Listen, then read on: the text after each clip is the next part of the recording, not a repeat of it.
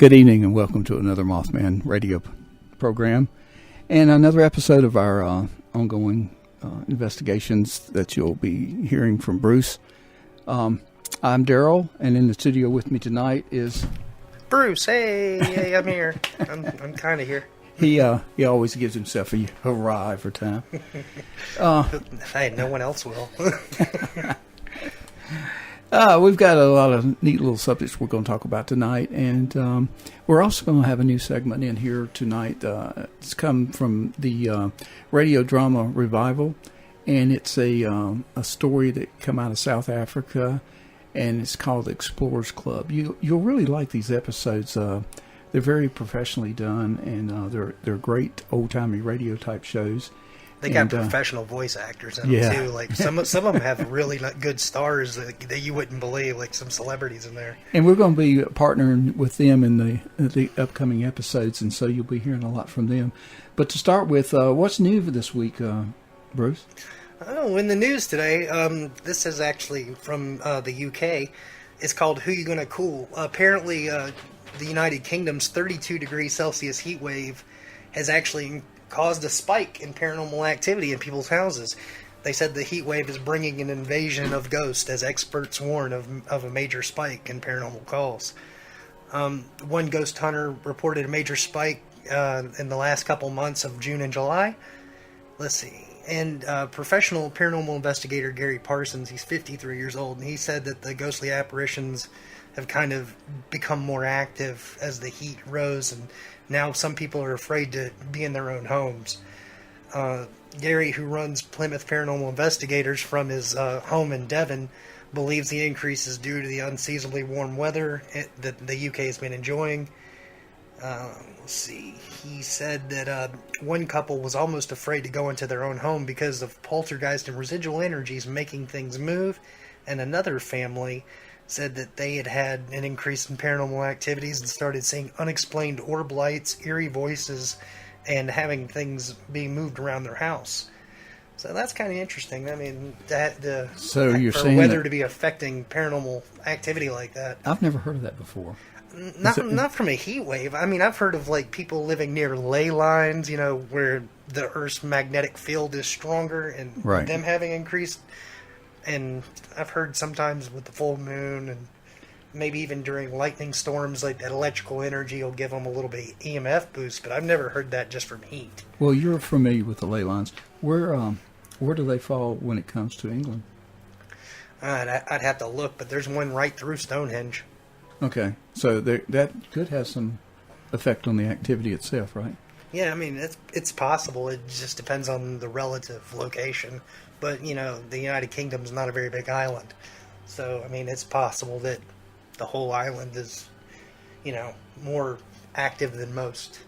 Well, that's funny. I've just never heard of the heat causing a spike in paranormal activity. Yeah, that's a new one to me, too. I'd never heard that before. And then there was a new study that was published, and it's talking about 10 signs of how your house is haunted. Do you ever feel like you're being watched, or sudden unexplained temperature changes, cold spots? Well, we don't mean to worry you, but hey, your house might be haunted. According to new research, 6 in 10 people believe in ghosts, and 23% of us think that there, could possibly be paranormal activity in our homes. And it could actually end up costing people a huge amount of money, because as more than half of us would be put off by buying a property if, the previous owner had reported paranormal activity. So this is kind of interesting. They did a study, and it compared how, the paranormal activity was affecting the real estate market as well. But here are the 10 signs that your house may be haunted. A feeling of being watched when alone. Number 2. Feeling a sudden and inexplicable change in temperature, like cold spots, or sudden static electrical charge in the air where the hair on your arms or back of your neck will stand up. Number 3, household objects will mysteriously disappear and then reappear in different places. This is called apporting. I mean, that's pretty common with poltergeist. Number 4. Also called Alzheimer's. Yeah, that too. Number 4, hearing unexplained whispers, footsteps, thuds, or, voices. Number 5, seeing shadow seeing shadows or shadow figures or movements out of your peripheral vision. Number 6, frequent electrical problems such as lights inexplicably turning on and off, appliances like TVs, turning on and off, or not working or acting up. Number 7, feeling of being touched by unseen hands. Number 8, unusual smells such as unexplained perfume scents, flowers, cigars, cigarettes, food, or even the stench of death and decay. And also sulfur. If you smell death and decay or sulfur, chances are you have a demonic presence in your home. Number 9, waking up unexpectedly between 3 and 4 a.m. and sensing dread or fear or feeling like you're being watched. Sometimes this even happens in the form of sleep paralysis.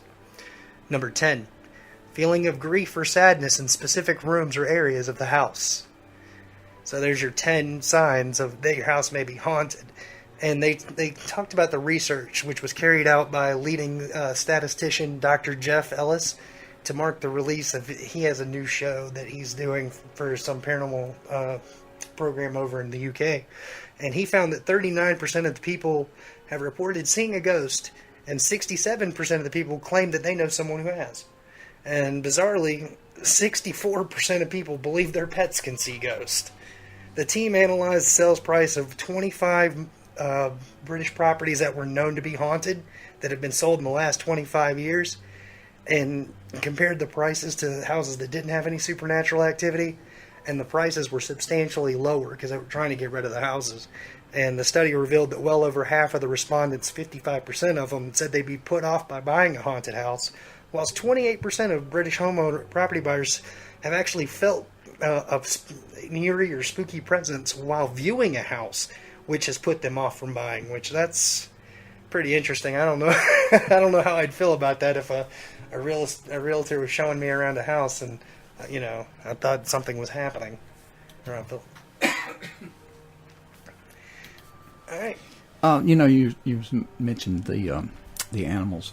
We got an email sometime back, and I answered it. The individual was talking about their dog was running around the house, and it would look up towards the ceiling and start barking and running all over the house, looking up and barking at different rooms and in different locations at the house. And they were wanting to know if that could be tied over to a paranormal activity. Well, we don't know what a dog can see and what a dog can't see. They're highly sensitive. That dog could be hearing an animal in your attic, or it could be sensing something that... well, I will say this, as a person who's owned pets and actually lived in a haunted house when I was in the military, our 3-bedroom townhouse was haunted. And it was a duplex. And the neighbor and I, the way the houses were laid out, our staircases going to the second floor were in the same spot. And we kept hearing running up and down the stairs, like even in broad daylight.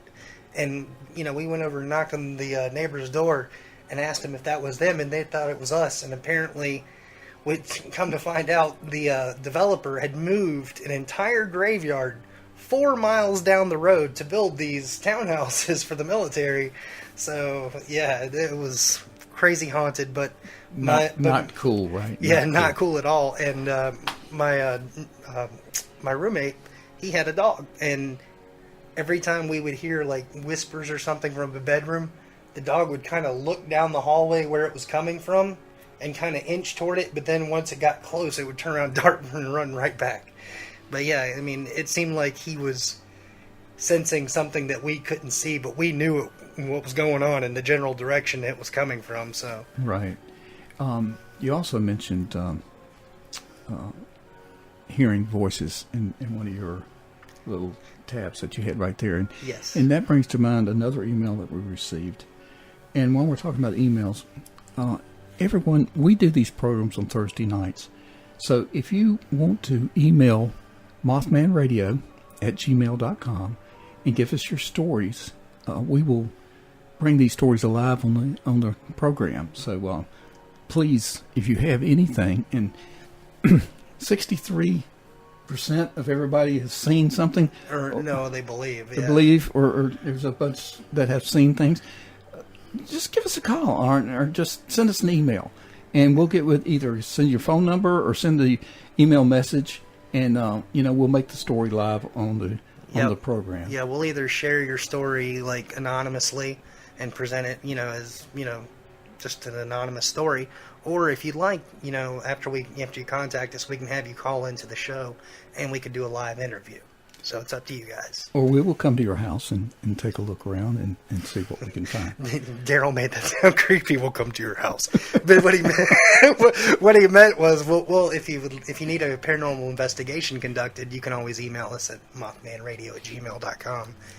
Now, that was your perception of the way I said it. Tonight, we're going to bring an email to your attention and bring it live on the program. And we received an email from this lady who stated that she was sitting in her den one day and she was reading a magazine, and she started hearing two voices. And these voices said that it was a local lady here in the Winston-Salem, Greensboro area. And she said that these voices said that we used to work at the Children's Hospital. And they would talk a little bit more, and they said the Children's Hospital at Baptist Hospital. And but they, she couldn't talk to them. She just heard their voices. And she would keep hearing these voices, and they would talk to her, and they would tell her that they were here to help her.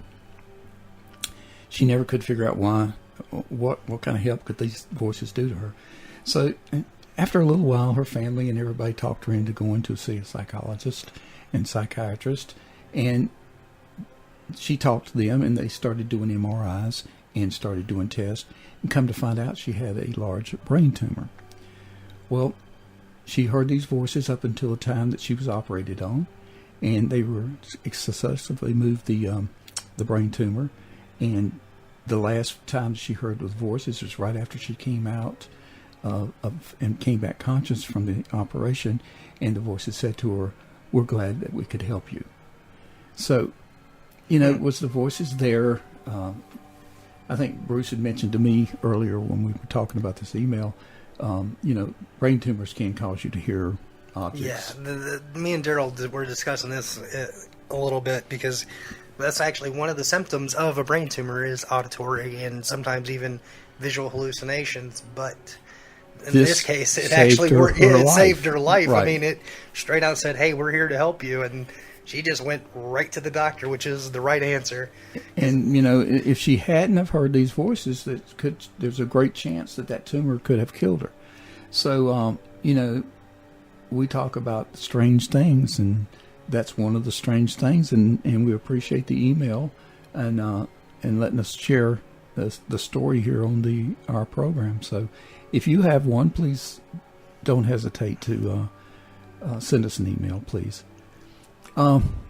Bruce, have you got anything else before we start into this new program that we're going to? No, I think that's it. I mean, are we ready to introduce our new segment for the radio drama revival? We are. All right. And you guys are in for a treat. So let's sit back and enjoy tonight's episode. This is episode 160 of the Explorers Club, Resident Member.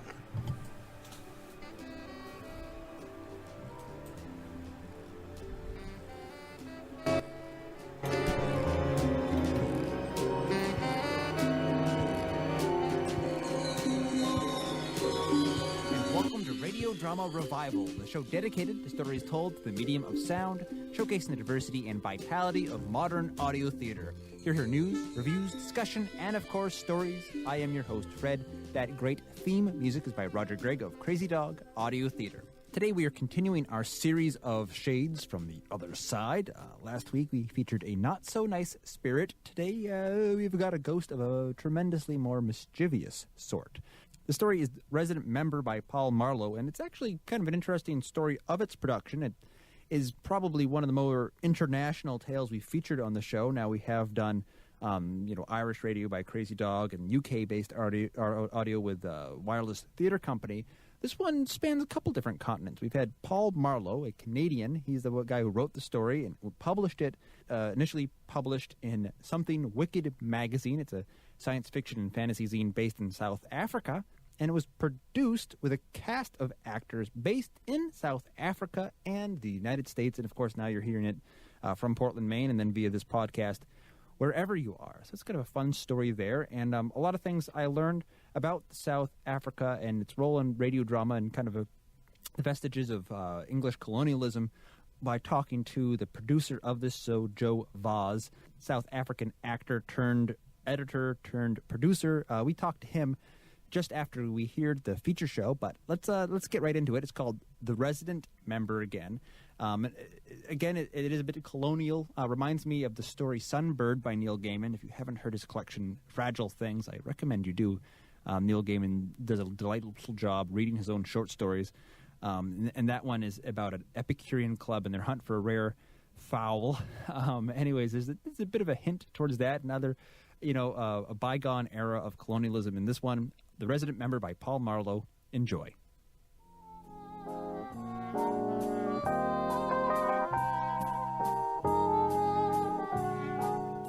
Welcome to Something Wicked Radio, featuring specially adapted radio drama from within the pages of Something Wicked science fiction and horror magazine. Tonight's episode is The Resident Member by Paul Marlowe, which was adapted for radio by Digby Young.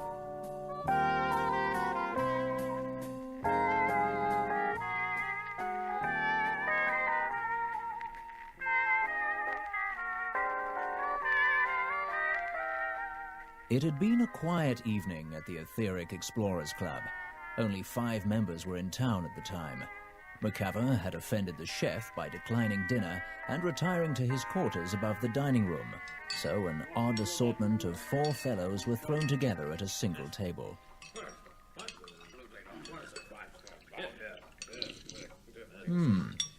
Quite exceptional, this bouillabaisse.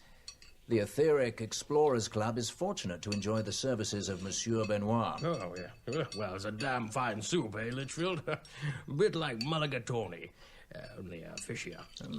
Suppose, Cuthbertson. Flighty chap, though, Benoit. Quite put out that there are only 4 of us at dinner. I say, has anyone else ever tried swellfish? What? Swellfish. It's a fish which swells up when it's alarmed, like a bladder. What the devil do you mean, Milford? My bladder doesn't swell up when it's alarmed. They call it fugu in Japan, of course. Should the fish be prepared in the wrong manner, the poison of the internal organs can mix with the flesh.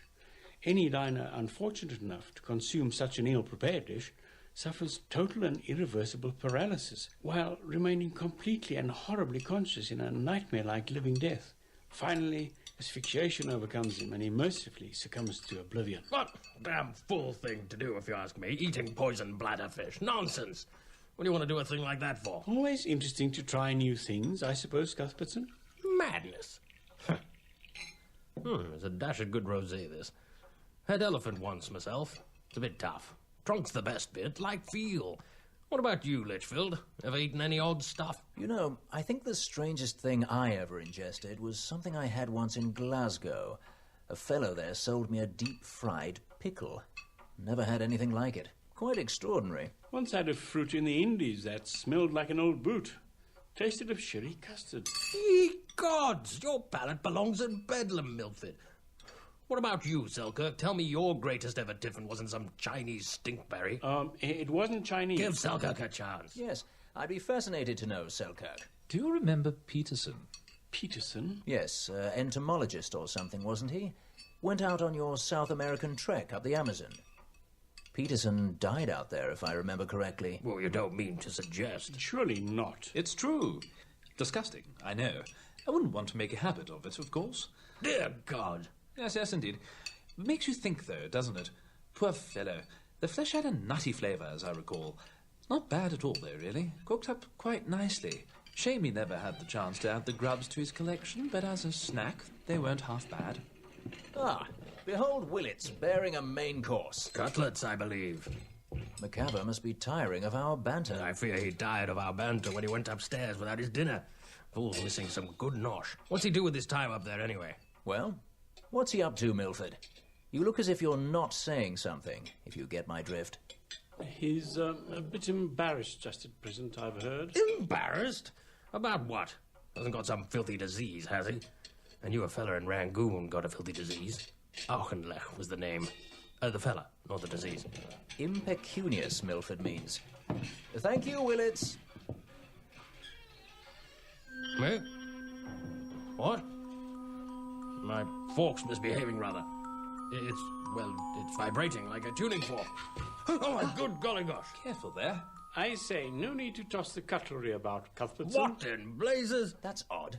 Your fork has stuck itself into the ceiling, Cuthbertson. I say. Magnetism, do you think? Sterling silver? I think not. Non-ferrous. Oh, Don't move, Milford. Your knife is an inch from your throat. I say. Now it's just vibrating. No. Oh, my good golly gosh. I believe, gentlemen, that I have eaten sufficient for one evening. Bloody macabre. Suppose he's up there summoning demons. More like the ghost of Hans Christian Ørsted. It's not magnetism. Well, whatever it is, I do wish the gaslight wouldn't flicker so. I'm having a devil of a time getting the plaster out of my claret. Don't you think it's a bit of a stretch to picture Macabre mixed up in all that Faust and devil's business? I've always had him down as more of an astrology and patent medicines man. Anyhow, surely there's some club rule against doing anything, you know, of an occult or apocalyptic nature while staying in club lodgings. You're right, Milford. You're looking a little out of sorts. I think I'll be getting on home. No. What would Dr. Maddox and the rest of our society's dauntless but absent vanguard say if we should fly at the first inklings of a diabolical presence? Indeed, Litchfield. We are etheric explorers after all. First thing, proceed upstairs and quiz Macabre. Wait up, old boy. Ah, Willits. We were wondering whether... Begging your pardon, sir, but I'm not staying a minute longer. Bad enough I have to put up with Monsieur Benoit's tantrums. Not stopping to hear him when he sees the kitchen tomorrow. Serving dishes all stuck to the ceiling. An etheric phenomenon, Willits, not your fault. Odd is what I calls it. And I've had enough of odd in my time here. Look at you. You even look like ghosts. Oh, yes, we do, rather. Just plaster dust. I'll serve slop in the almshouse rather than stop a minute longer with you lot. Milksop! Oh, well. Lead on, Selkirk. Selkirk, whatever are you doing? Sixpence. I am familiar with the coin of the realm, Selkirk. What's the string for? Right. Done. Off we go. Oh dear, what was that? No need to canter, though. What are you fossicking in your pockets for, Cuthbertson? Are you going to try half a crown and some jute twine? Damn it, I've lost my Dutch cigars. Ah, I knew I had one. Selkirk, old man, why are we following a sixpence dangling from a string? Do you know what this is? If I am not very much deceived, it is a sixpence. A silver sixpence. The phenomenon clearly has an affinity for silver, ergo I'm using silver to detect its presence. There, can you all understand that? What? Steady, Selkirk. No need to be terse. Oh, for God's sake. Did you just happen to have some string? Always carry string, Litchfield? Ah, the upstairs landing now. Which way first? There's always been something upsetting about these upstairs rooms. I don't know, a presence. They've always disturbed me. My dear fellow, courage. It's the decor that does it. I feel the same way about green bays, I assure you. This way. But Macabre's room is to the right. We go left. Ah, room number 6. I wonder if the presence is in here. Well, open the door and look. Don't just dangle the dashed sixpence at it. I say, is that wise? Show some respect for scientific method, dear fellow, I beg you. Certainly. Now, for room number 5. I deduce, therefore, that we are going to divine each door in turn with your sixpence. Quite. Perfectly perpendicular at room 5. And perfectly perpendicular at room 4. Perfectly perpendicular at room 3. Perfectly perpendicular at room 2. No need to follow, gentlemen. Thank you. I shall test this last door without your enthusiastic assistance. Perfectly perpendicular at room 1. Thank you, gentlemen. And here we are, led by a sixpence to a perfectly awful baroque mirror. Oh, I say, I'm still covered in plaster. Oh, my word. It's misted over, quite suddenly. I thought I saw something just as it misted over. Stand back. Definitely an etheric phenomenon. Cold. Ice cold. And silvered. It's clearing. Oh, no, it isn't. Your dashed presence is drawing a likeness of something, Selkirk. It's, what is it? It's a persimmon. It is rather like a persimmon, a tipped-over persimmon. You don't suppose that it could be a cardioid? Eh? A figure which mathematicians make using x, y, cosines, radii, and squiggles of that sort. Introduced in the Philosophical Transactions of the Royal Society circa 1741, if I recall rightly, by Giovanni Francesco Salvemini, also known as Johann Castillon. You amaze me, Litchfield. Can you really not see that it's a persimmon? After all that nonsense you lot were sprouting about fried pickles and Chinese stinkberries, obviously the spirit has been stimulated to tell us about eating persimmons. Honestly, Litchfield, I expected more from you. They are not Chinese. Oh, look, more etheric phenomena. Etheric writing. G-O-B-A.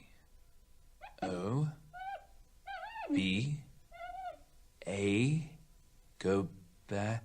Go back. Go back. Perhaps it would like us to go back to Macava's room. It's back the way we came, down the other corridor.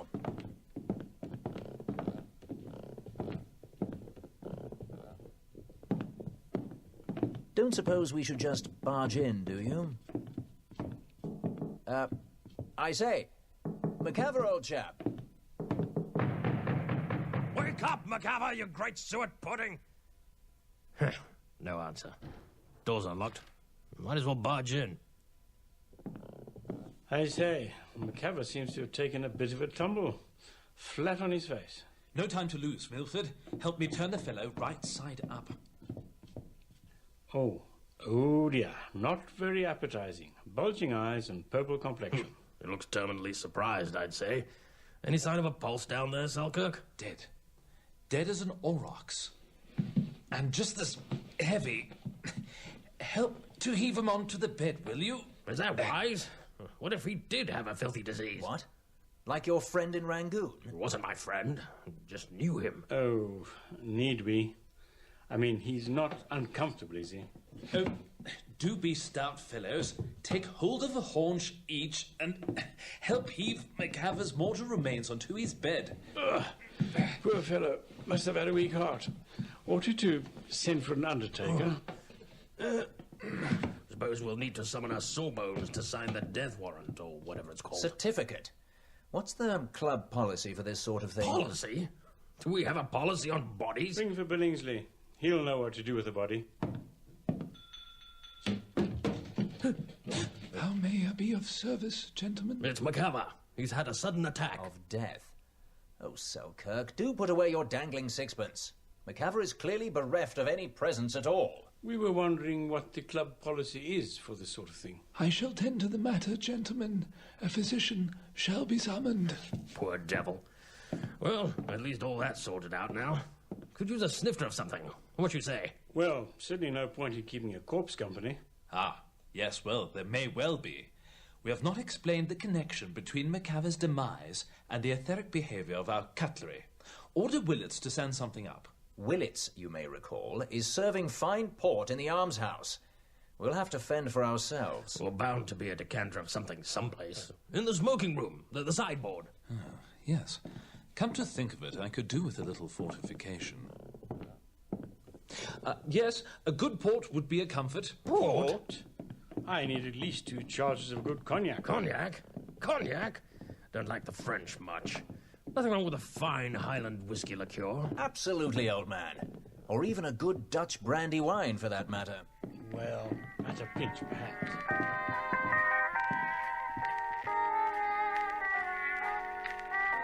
My point is precisely that we would be having cheese and biscuits now. Thus, port would be more appropriate. The staff situation being what it is, I fear we shall make do with whatever we can liberate from nooks and crannies. What? Lost your way, Litchfield? A bit long, this hall, don't you think? I'll wager we've been walking along it for almost 5 minutes. By Jove! I think you're right, Litchfield. Are you quite sure we haven't missed the stairs? I say, what a handsome lady. Lady? Where? Oh, my good golly gosh. How did a portrait of a young lady find its way into a gentleman's club? Fine-looking Villy. Looks a bit annoyed at something. What are all those, what you call 'ems on the table? The compasses and models of geometric forms? I say, who is she? Ah, I fancy that would be Maddox's cousin Griggs. I remember him mentioning on occasion that this had been her home. Mathematician, a brilliant one as I recall, expert in higher mathematics. What, the whacking great numbers, you mean? Millions and tens of millions and all that? Well... Pretty smile. I'd have sworn... there wasn't a smile a moment ago, was there? Is she, married? I'm afraid she's dead, Milford. That's what I meant when I said this was her home. Maddox inherited it. Gave it over for the club, you see. But all this spirit business, mightn't she still be, how would one put it, still available? Good God, man! She's dead, for heaven's sakes! And more importantly, you should bear in mind that you're already married. My word, dashed if that portrait hasn't taken offence. But surely if your second wife is already dead... Oh, really, Milford? Yes. Preposterous poppycock. Yes, I suggest you discuss the matter with the Archbishop, Milford, before you do anything precipitate. If you have quite finished your contemplation of art and necrogamy, you seem to have already forgotten. Macava's etheric form is yet abroad. There must be an immediate seance to establish contact. And send him packing. Don't want my dinners interrupted every night by the silverware dancing a pas de deux. Aha! Now, better even than a seance would be Maddox's machine. The pneumotypograph, I believe he called it. Bloody sort of name. It's kept in the library. If we can find the stairs... Right behind you, Litchfield. I told you you'd miss them. Oh, how odd. Very. Swear the dashed things weren't there when we stopped. Oh, do either lead on or stand aside and allow me. You're listening to Mothman Radio.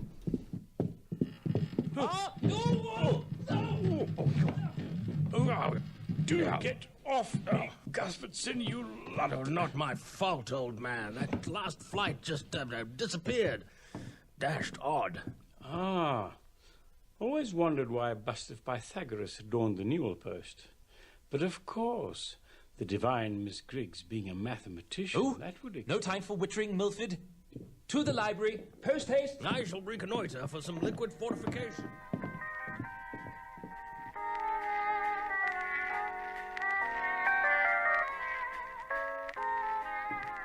Ah, here it is.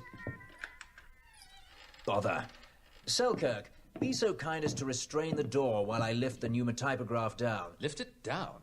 That's an oxymoron. Why, thank you, Selkirk. Yes, of course. I shall set it up on the main reading table. I say, wake up, Milford. Clear those newspapers. Chop, chop. This is a rather weighty contrivance. An odd two. Copper dome bristling with typewriter keys. Liberated the smoking room decanter. Oh, is that the what's it? Looks like one of those pomander things, you know? Oranges stuck full of cloves. Does, rather. Ah, good. Fortunately, it has been fully charged with a good supply of the special curved writing paper. One moves this lever to move the paper in and out in order to view the typewriting. Here, let me get the feel of it. You need to wear this blindfold. The spirit guides your fingers to the letters. Of course. Looks quite harmless, doesn't it? Not like that other thing Maddox made. Other? You know, that machine he made. The incident they talk about at the 27th meeting.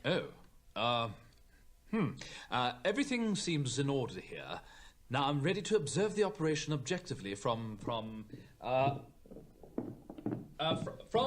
here.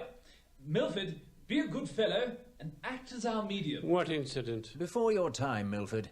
Do take the seat. Ah, yes. Well, I suppose... First the blindfold, and... Give me your hands, Milford. Here are the keys. Please be seated, gentlemen. Whiskey, anyone? Yes, about 3 fingers, I should say. Your fingers are occupied, Milford. Anyone else? No whiskey for me, thank you, Cuthbertson. Nor me. No need for me to hold back then, what? I think a cigar is called for. All right, Litchfield, commence the proceedings. Allardyce McCaver. Allardyce? Shush. Allardyce McCaver, we beseech you to hear our questions and communicate through our servant, Milford, whom you already know, and through the medium of the pneumotypograph, come to us and tell us of your passage to the etheric realm, and of why your rest is disturbed. Oh, I say. Time to withdraw the paper, I think. I tried to tell you. I pointed with the cutlery, led you with the lights, used the mirror. But no, you had to ramble on about Chinese stinkberries, twiddle with sixpences, and all the rest. Now look what has happened. Awfully sorry about you snuffing it, old man. But really, you could have been more, clear. Oh, stop shouting. He's a ghost, not a flea in my ear. Milford's reaching for the keys. Slide the paper back. I'm not McCaver. McCaver was choking on a humbug. I tried to summon help, but a lot of good that did. By the time you managed to get upstairs, he'd had heart failure. What I want to know is how you are going to evict him. I have no intention of sharing my house for eternity with a superannuated spectre in a walrus moustache. Do I have the honour to be addressing Miss Bronwyn Havelock Griggs? Bronwyn? You do. Well, get McCaver on this thing. We're not here to chit-chat with Maddox's relations. Anyhow, McCaver's a member. Can't just throw him out into the street. Must be a rule about it. Better ask the, thing. Custard. Custard? I do not believe my ears. Custer, Ruster, what's it? The Custus Rotolorum. I believe that would be me. No one else wanted to be the keeper of the rolls. Is that some sort of ceremonial waiter? If I recall, club rules allow for expulsion in the event of misconduct. I hardly think, however, that choking on a humbug qualifies as misconduct. Not unless he stole the humbug from another member. Of course, McCaver's membership might have expired. When he did, I mean. Ask McCaver why he has not moved on. You cannot. Mr. McCaver has not yet coalesced into a coherent etheric form. I suppose he has no place else to go. Oh my. My cigar smoke's behaving dashed odd. Don't feel a draft in here. No, but I do feel something else. A presence. My word. Definitely. Skin feels like a freshly dressed goose. Oh, not again. Gaslight's flickering. The last time that happened... What's happening? Nothing. Remain where you are. Nothing? I think not. Miss Bronwyn Griggs has appropriated my dashed cigar smoke to materialize herself, old boy. Can you not feel her hovering over you? No, not her. Oh dear. I think you will find these premises quite unsatisfactory should I be forced to share them with another spirit. Threats? If it's an exorcism you want, I'll gladly oblige. Hush, Selkirk. Let me think. McCaver was a dull sort of cove. Probably has no one to haunt. I have it. I should like to propose that we confirm McCaver's membership as a lifetime resident member. Preposterous. Don't wish to chase my cutlery all over the dining room for the rest of my days, Exercise the bounder, I say. Etheric or not, is clearly becoming a dashed nuisance. Oh dear me. Enough, gentlemen. This diabolical machine has run away with me. Enough, I say. Silence! I say, do indulge me for a moment, madam. Thank you. It would be ill-mannered in the extreme to simply evict a member who so recently suffered the loss of both his livelihood and his life. As a member, McCaver is subject to club authority. Should he, through any misbehavior, transgress the standards of the club, he will be subject to a termination of membership, which, I hardly need mention, would require immediate expulsion from the club premises. Well, perhaps. I suppose that would be acceptable. Compromise is an order. Let us vote on it then, and be done with it. Well, if we could have a quorum. What's a quorum? Oh, God, I'm going home. Good night. As Custus Rotolorum, I declare there to be no quorums in the Etheric Explorers Club. Good. Didn't like the sound of them, those quorums. And furthermore, I should like to propose that Miss Bronwyn Griggs be elected a fellow, in perpetuity, of the Etheric Explorers Club. The rest of them will have fits when we tell them we elected a woman. What? As a great benefactress of the club, as a scholar, and as an individual with a unique insight into the etheric realm, Miss Griggs is an admirable candidate for membership. And as a fellow, she will enjoy seniority over McCaver. Agreed. Very well. The resolution is passed. Congratulations, Miss Griggs. A fellow. Now, I think we've imposed upon Miss Griggs enough for one day. You may remove the blindfold, Milford. Well, that's that then. Whiskey decanter's dead too. Time to be getting home, I suppose. Well, good night, Litchfield. Miss Griggs, I wonder, should Miss Griggs be not otherwise engaged tomorrow, if I might inquire as to whether she... Miss Griggs has had a trying ordeal tonight, Milford. I know I can rely upon your considerate, chivalrous nature to allow her that peaceful solitude which is the greatest balm for a troubled soul. Of course. I didn't mean to... Damned right. Let's be off. Well, you chaps weren't blindfolded. Not quite fair, really. Ah, solitude at last, Miss Griggs. I know you're there. What an extraordinary evening. May not be over yet, I'll wager. Wouldn't want anyone barging in now, would we? The main gasolier is a little excessive, I think. Just a wall bracket or two will do. Ah, yes. A lot more atmospheric. And by Jove, there is an atmosphere. Perhaps the blindfold will help me to absorb the etheric atmosphere, so to speak.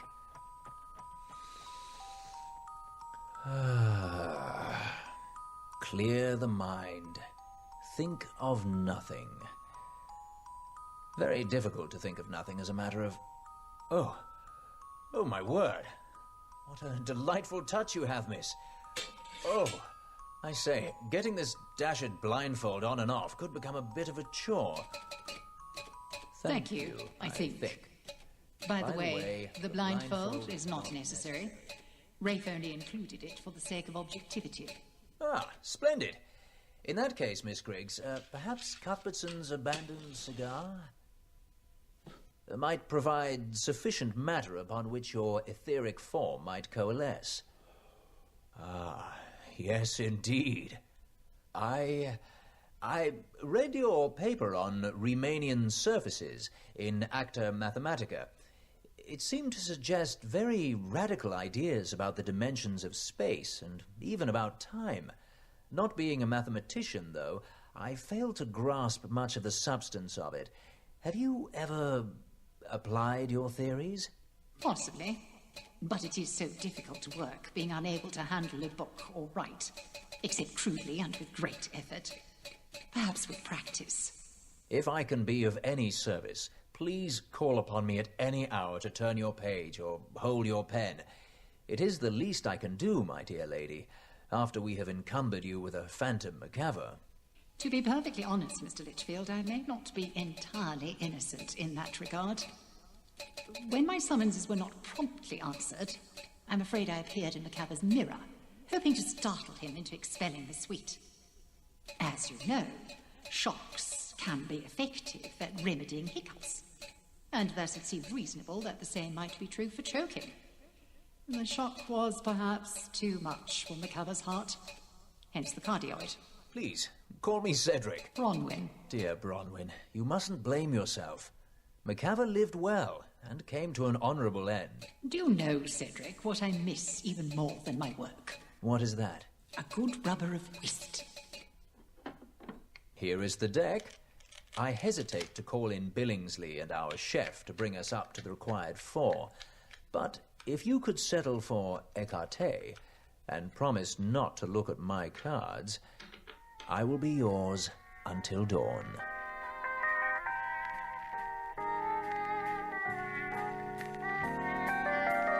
The Resident Member, by Paul Marlowe, was adapted for radio and directed by Digby Young.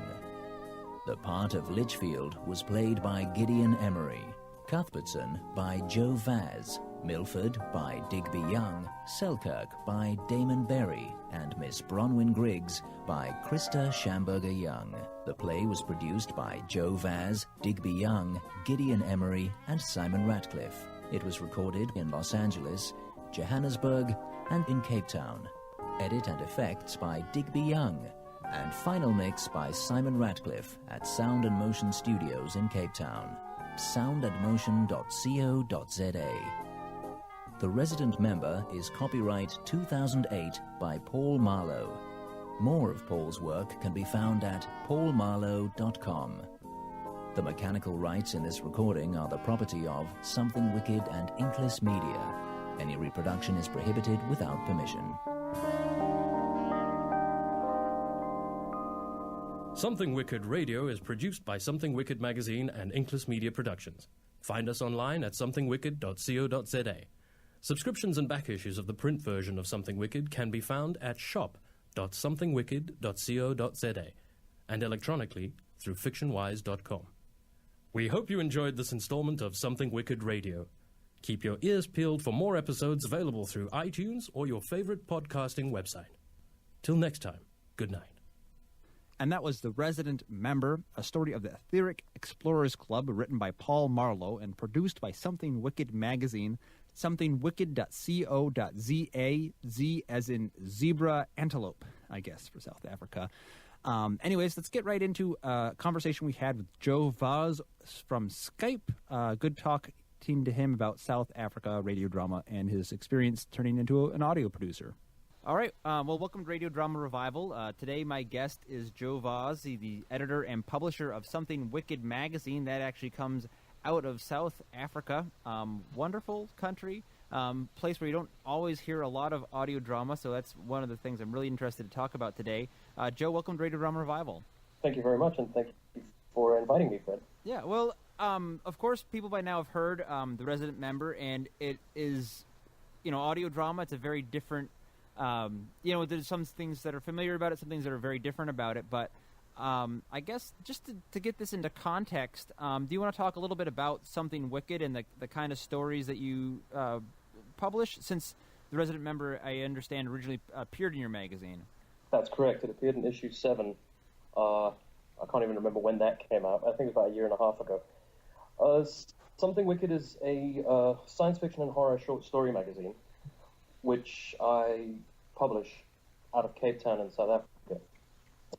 Very much based on Cemetery Dance and Interzone and all those great pulp magazines of the years gone by, though obviously those two are still going today. And it always just struck me that in South Africa we never really had anything like that. Any South African writer who wanted to get their story published would have to submit to the international magazines, and obviously the competition would be a hell of a lot more fierce because the market is bigger, obviously. So, it was a 3 a.m. Stroke of inspiration where I can say that now as they come. Middle of the night, I just thought, hey, how hard could it be? Of course, I found out the hard way. 3.5 years later, I'm still at it. Excellent. And so how do you go from having a publication like Something Wicked to saying, hey, I'm not doing enough already, let's try to make an audio drama out of one of our stories? Well, as I mentioned to you earlier, I am an actor. That's what I do. And publishing short stories and the magazine was kind of just a flight of fancy on my behalf. When I read The Resident Member, there was just something so wonderfully oldie-worldy, if you'll excuse the term, about it. And it just reminded me of the sort of Agatha Christie locked room mysteries that I'd grown up with. Now, an interesting fact about South Africa, we only got television in 1976. So I grew up with radio plays. And having grown up with radio plays, I've always loved the genre, but unfortunately, since becoming a professional actor, as you know, worldwide, radio plays have kind of dissipated, and it's a very, very niche market nowadays. I think we have one hour on one radio station in South Africa that still has radio plays going. But because I'd grown up with it, when I read Resident Member, I just thought this lends itself perfectly to the medium. And I thought, well, what the hell? I'm an actor. I've got a bunch of actor friends. We all grew up with radio plays. We love the genre. We love the medium. So let's put it together and see what it sounds like. Okay. Again, biting off more than I could chew. So I'm guessing as an actor, you probably have access to at least the people to try and make this come together. Did you find it all challenging, the technical end of making the recording happen? Well, what was interesting, as with anything, it's in the world, you're either donating time or you're donating money, and none of us have money. None of us had money to put in, so we all donated time. Yeah. Getting the cast was pretty easy. We started out with a friend of mine, Digby C. Young, who's actually adapted the story to the radio play, and he's a veteran television director and cameraman actually, and writer. And so he put the script together, and then I just got a couple of other friends to do the voices, all professionals in the industry. And then Digby actually suggested Gideon Emery, who's a Los Angeles-based actor, who's actually, I think his primary profession is voice artist. I mean, he's worked on the Star Wars Clone Wars. He's on Terminator Salvation, the video game. He plays John Connors in Final Fantasy.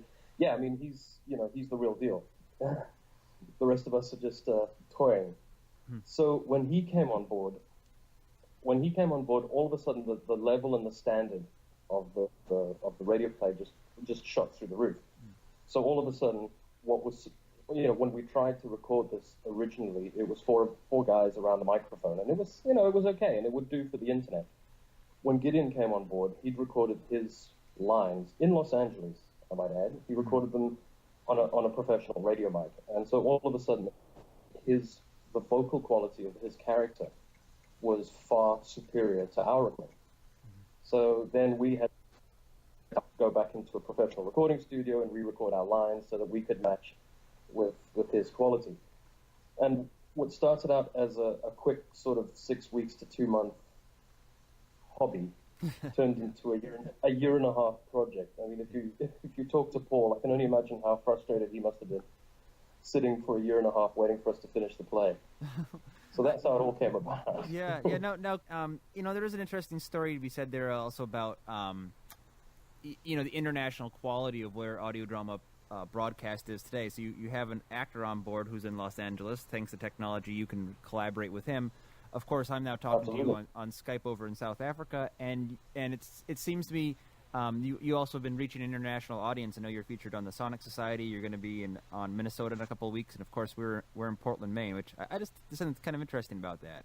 Well, yeah, it's been really interesting how far it's gone. I think Paul has actually done 90% of our marketing for us. I mean, when I checked out his website recently, it's the poster is just plastered on the front page of his website, which is fantastic. And I'm assuming, obviously, Paul's fans within the United States have been passing the information around, probably just word of mouth or just internet hits or whatever.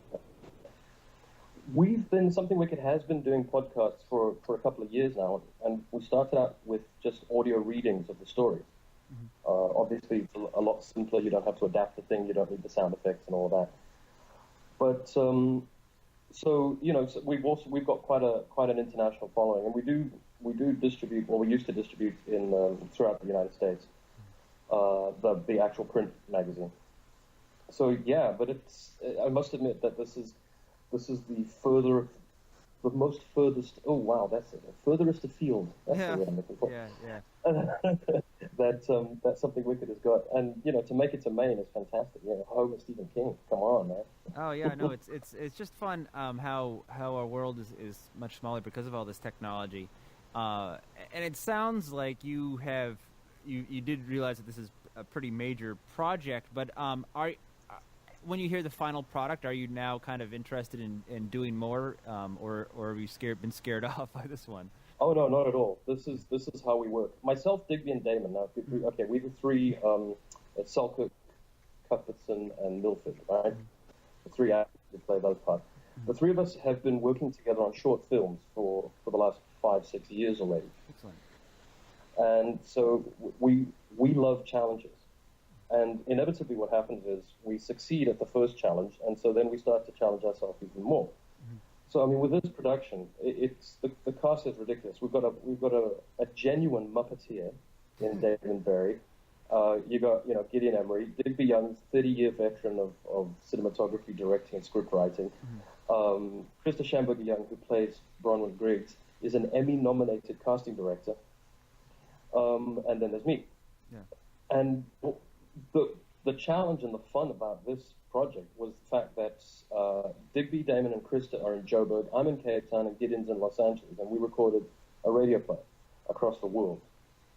Yeah. So, no, it hasn't daunted me in the slightest. In fact, I'm halfway through an adaptation for another one, which we're hoping to do. A much quicker scale. yeah, and I guess going back to your location, South Africa, do you have when you think about the radio plays there? I mean, are these things that are native to South Africa, South African-based recordings and stories, or what is the nature of the plays that you hear over there? Well, like I said, radio plays have kind of gone off the air since the early '80s. They've only just been revived recently, and I haven't heard many of them, as I say, because there's only one radio station that plays 1 hour a week. But they're all across the board. People forget that South Africa was a British colony. So back in the early 70s and early 80s, or rather the late 70s and the early 80s, a lot of our entertainment was still very, very British. And a lot of our radio plays were if you've listened to anything that the BBC put out in that time frame, in the 60s, 70s, and 80s, it would be exactly identical to what I was growing up listening to. Mm-hmm. We had local content as well.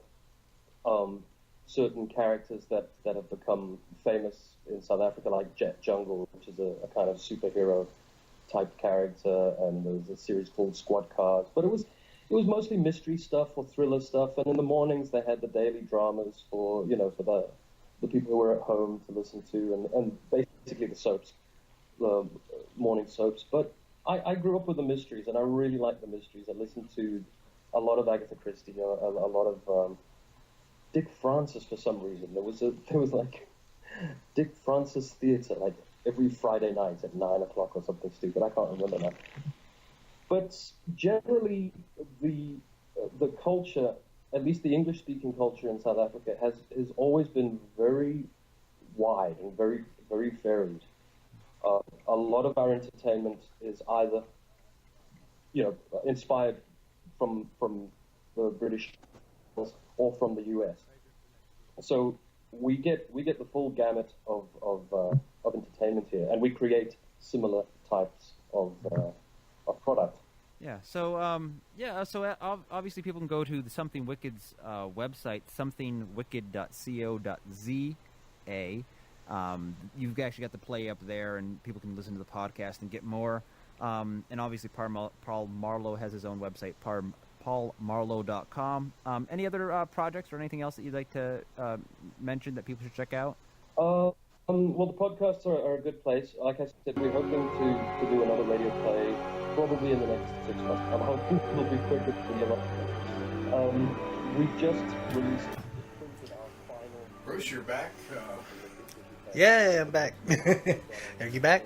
I'm back. All right. So we hope you enjoyed our radio drama revival, the episode 160 of the Explorers Club resident member. And we appreciate you joining us tonight.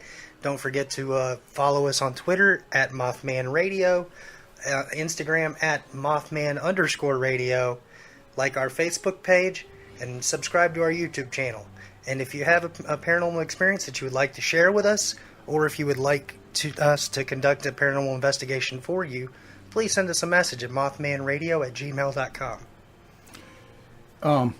I think that's going to end our episode for tonight. We sure did enjoy bringing it to you, and I hope you enjoyed it as much as we did bringing it to you. So from Daryl and Bruce, it's a good night, and we will be talking to you again on the radio next week. Thank you. Good night, guys.